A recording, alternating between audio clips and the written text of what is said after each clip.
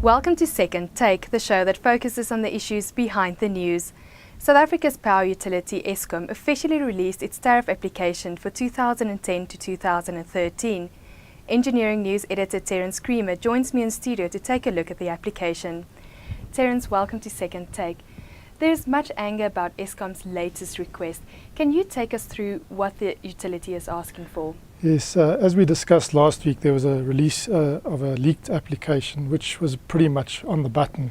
So they are looking for either 146% step change adjustment, which I think they're saying would be unpalatable for most South Africans, or they're proposing a smooth application at 45% a year for 3 years, which is going to have major implications for this economy, for consumers.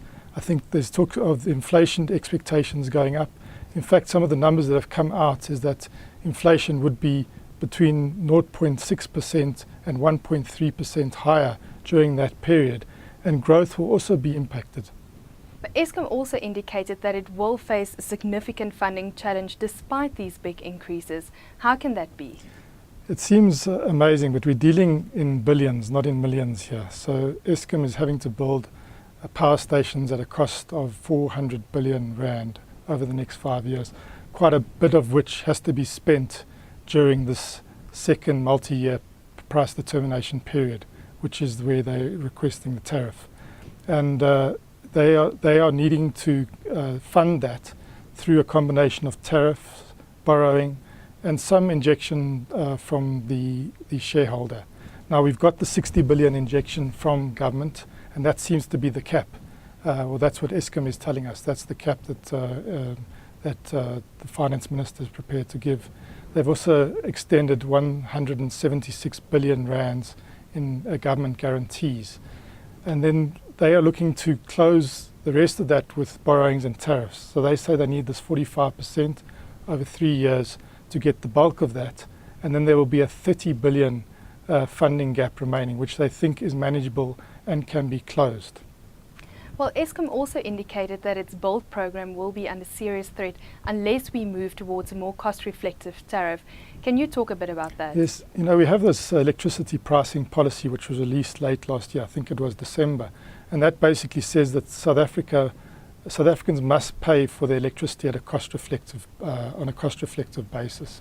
So that gives Eskom the sort of framework for this tariff application. That's why they're saying, okay, if we want to get to cost reflectivity, we need to move from 33 cents almost immediately to something like 88 cents. And that's why they're saying we could ask, in terms of the policy, for 146% increase.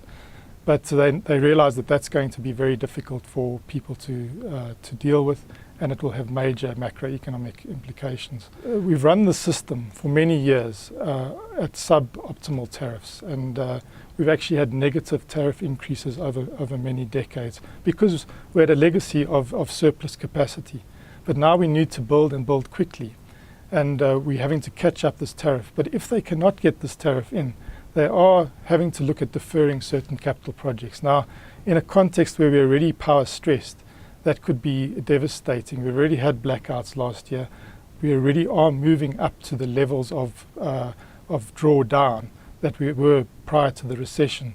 So it is a scary scenario, but they are talking about deferring some small things, but there's also a fear that they might have to defer something big like the 100 billion rand plus Kusile power station that's being built in Mpumalanga province, which would, if they were to defer it, obviously there would be costs to that because there'd be a lot of penalties they'd have to pay, but their cash flows would be delayed in terms of certain years. We know this is still in the application phase.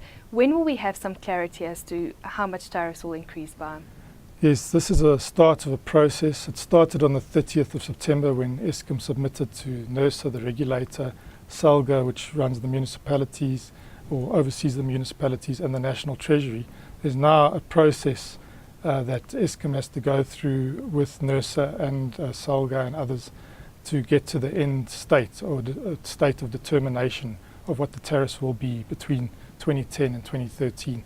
So what we'll have next is there'll be a period where NERSA then officially probably publishes the document, and then there will be a public hearing process. People will be able to comment both in written form and orally at the hearings.